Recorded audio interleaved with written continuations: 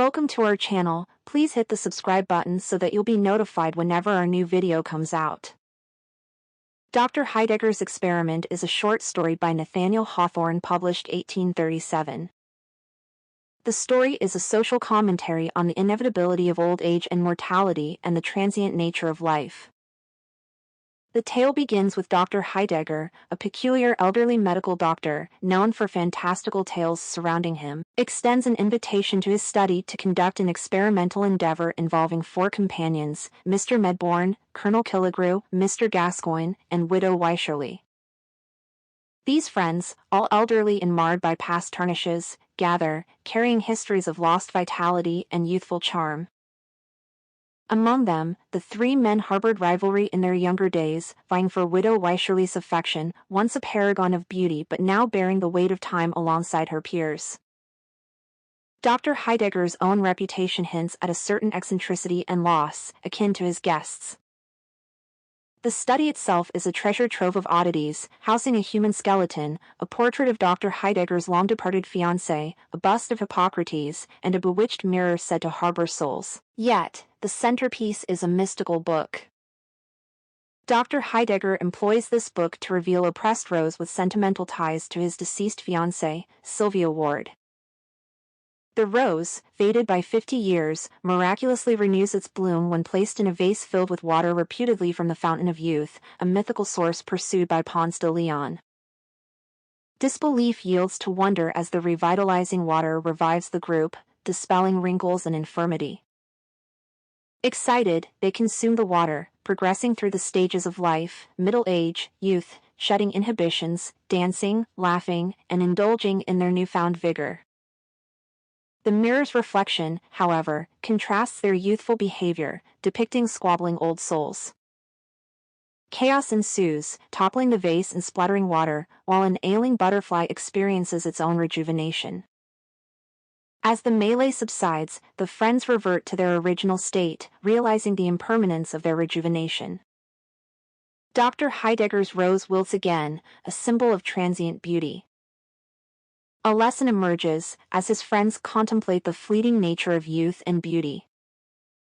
Dr. Heidegger resists the allure of the Fountain of Youth, while his companions decide to seek the fountain themselves, driven by a longing to escape old age's clutches.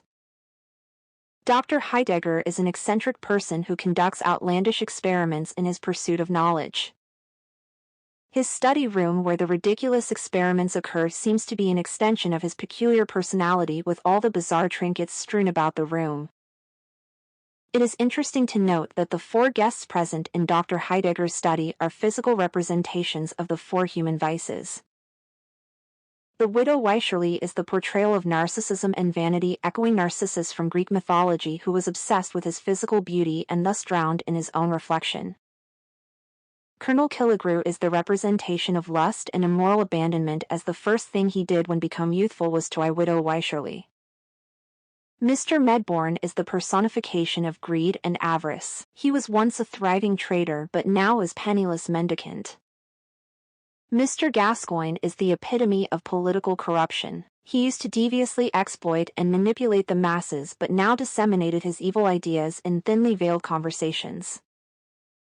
Hawthorne's Dr. Heidegger's Experiment weaves a rich tapestry of themes that intricately intertwine, shaping the narrative's profound exploration of the human experience and human desires. The characters, emblematic of the passage of time, bear the weight of aging bodies and regret for lost opportunities, a shared sentiment that underscores the universal struggle with the irreversible march of time. Dr. Heidegger's magical water casts an alluring spell, giving rise to both the illusion of youth and the pursuit of youth, as the characters succumb to the temptation to regain their lost vitality, revealing the extent to which human desire can cloud judgment. Their unrelenting obsession for restored youth culminates in chaotic consequences, highlighting the thin line between fervor and recklessness.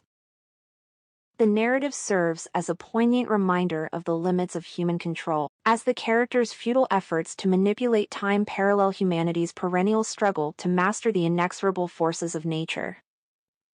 Human vanity, epitomized by the character's fixation on appearances, intersects with the power of illusion, exposing how easily perception can be swayed by the promise of rejuvenation. Amidst their desire for escape from the burdens of aging, the characters become entrapped in deception and reality, a blurred line between appearance and truth that leaves them reckoning with the profound complexities of human nature and the paradoxes of seeking to alter fate through elusive means.